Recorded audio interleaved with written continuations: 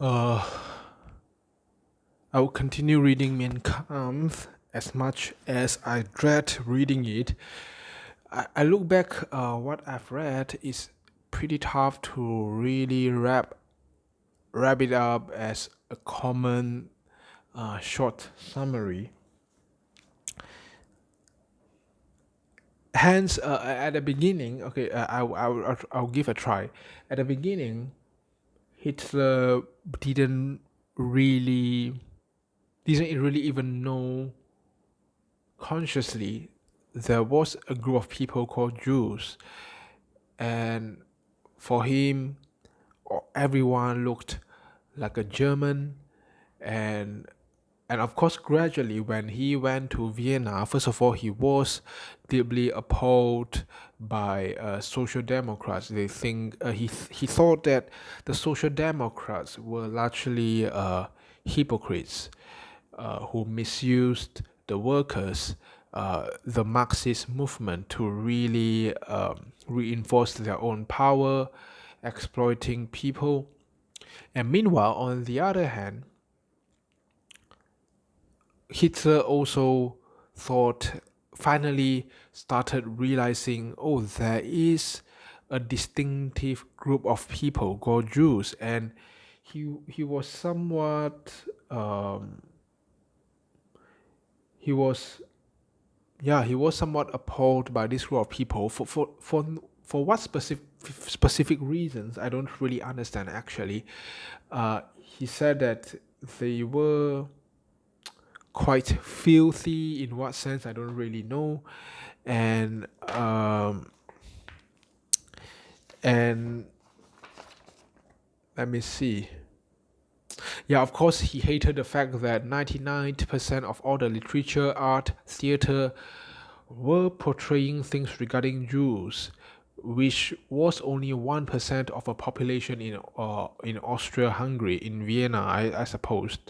And of course, Hitler realized that majority of the power was held in the hands of Jews, and likewise all the newspapers became kind of like the puppets of Jewish people. Vienna Press, those kind of newspapers, and not only that. Finally, he wrapped it up. He finally realized that the two things he hated uh, are actually two sides of the same exact coin, because he realized that the social democratic parties were all led by Jews. That was astounding. That is very astounding. And at the moment he realized that, he finally concluded that, oh, he finally concluded that Jews are separate class of people, separate distinctive race. They are not German. This was his conclusion. And after knowing that, he quickly tried to convince his fellow workers, which were mostly the proletariat, the working classes. I'm not too sure those proletariats, because I infer that they are Germans from the way Hitler wrote, but it is not too clear actually. So he tried to cajole those fellow workmen, his colleagues, the proletariat, that he tried to convince them that Marxism is stupid, but he said that these fellow workers of his were often very stupid, very inconsistent, would run arguments very badly, and unwilling to change their opinions. But at the same time, they are also easily being swayed by the ethos of the public. And he went on to vituperate the intelligence of his workers, his fellow workers at length. Uh, but overall, so far, Hitler said by now, the social democratic parties and also the Jews are both very powerful. I'll continue reading. They would lay down truisms and platitudes, and if you accepted these, and then they were applied to other problems and matters of an essentially different nature from the original theme. If you face them with this point, they would escape again, and you could not bring them to make any precise statement. Whenever one tried to get a firm grip on any of these apostles, one's hand grasped only jelly and slime with which slipped through the fingers and combined again into a solid mass a moment afterwards. If your adversary felt, well, I think this is a beautiful metaphor actually regarding jelly and slime to describe how sloppy the arguments of a person is. If your adversary felt forced to give in to your argument on account of the observers present, and if you then thought that at last you had gained a ground, a surprise was in store for you on the following day. The Jew would be utterly oblivious to what had happened the day before, and he would start once again by repeating his former absurdities as if nothing had happened. Should you become indignant and remind him of yesterday's defeat, he pretended astonishment and could not remember anything except that on the previous day he had proved that his statements were correct. Uh, I digress. This sounds a bit like Asian mafia. I know it's funny, but yes, old people argue like that. They are very sloppy. Their minds are full of spaghetti codes. They forget whatever happened yesterday, their defeats, and they insist that they are right. I'll continue. Sometimes I was dumbfounded. I do not know what amazed me the more, the abundance of their verbiage, or the artful way in which they dressed up their falsehoods. I gradually came to hate them. Yet all this had its good side, because the more I came to know the individual leaders, or at least the propagandists of social democracy, my love for my own people increased correspondingly. Considering the satanic skill which these evil counselors displayed, how could their unfortunate victims be blamed?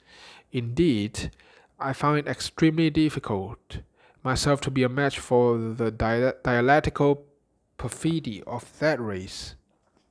How futile it was to try to win over such people with argument, seeing that their very mouths distorted the truth, disowning the very words they had just used, and adopting them again a few moments afterwards to serve their own ends in the argument.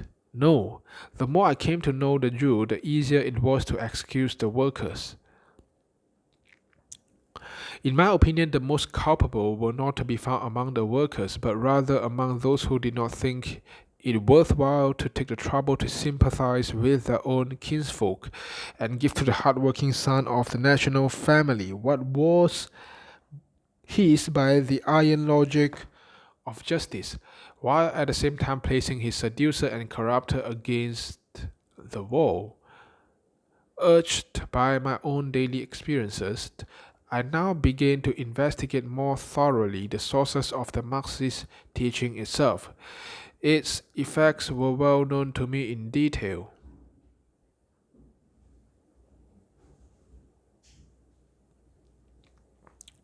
As a result of careful observation, its daily progress had become obvious to me. Let me digress a little. I actually don't understand the relation between Marxism and social democracy in Vienna. I don't know whether they are allies or actually they are enemies or at the very least orthogonal. Not too sure yet. Let me continue. As a result of careful observation, its daily progress had become obvious to me, and one needed only a little imagination in order to be able to forecast the consequences which must result from it. The only question now was, did the founders foresee the effects of their work in the form which those effects have shown themselves today, or were the founders themselves the victims of an error? To my mind, both alternatives were possible.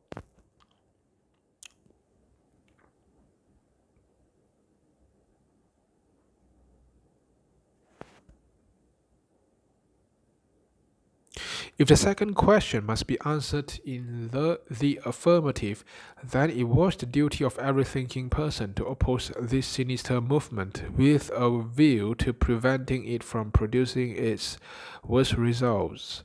But if the first question must be answered in the affirmative, then it must be admitted that the original authors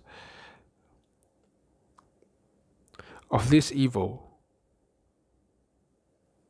which has infected the nations, were devils incarnate, for only in the brain of a monster and not that of a man could plan of this organization take shape whose workings must finally bring about the collapse of human civilization, and thus this world into a desert waste.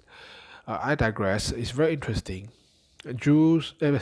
Hitler called these Jews leaders as a monster, for only in the brain of a monster. It's very interesting because what he did afterwards, with hindsight, we all know how atrocious all his actions were. And today, of course, we all accuse Hitler as the uh, greatest monster of all.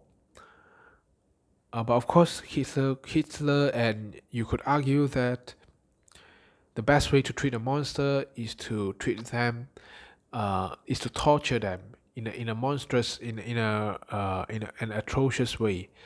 Hitler would argue that, oh, Jews were monsters and therefore I had to really massacre them. Alright, this is very convoluting. Let me continue. Such being the case, the only alternative left was to fight, and in that fight to employ all the weapons which the human spirit and intellect and will could furnish, leaving it to fate to decide in whose favor the balance should fall. And so I began to gather information about the authors of this teaching, with a view to studying the principles of the movement. The fact that I attained my object sooner than I could have anticipated was due to the deeper insight into the Jewish question which I then gained, my knowledge of this question being hitherto rather superficial. This newly acquired knowledge alone enabled me to make a practical comparison between the real content and the theoretical pretentiousness of the teaching laid down by the apostolic founders of social democracy. Because I now understood the language of the Jew, I realized that the Jew uses language for the purpose of dissimulating his thought, or at least veiling it, so that his real aim cannot be discovered by what he says, but rather by reading between the lines. This knowledge was the occasion of the greatest inner revolution that I had yet experienced. From being a soft-hearted cosmopolitan, I became an out-and-out anti-Semite. Finally, Hitler admitted that he is now an outright anti-Semitic person. Oh my God, so much of hate. Only on one further occasion, and that for the last time, did I give way to oppressing thoughts which caused me some moments of profound anxiety. As I critically reviewed the activities of the Jewish people throughout long periods of history, I became anxious and asked myself whether, for some inscrutable reasons beyond the comprehension of poor mortals such as ourselves, destiny may not have irrevocably decreed that the final victory must go to this small nation. I'll stop here. See you in another episode. Goodbye.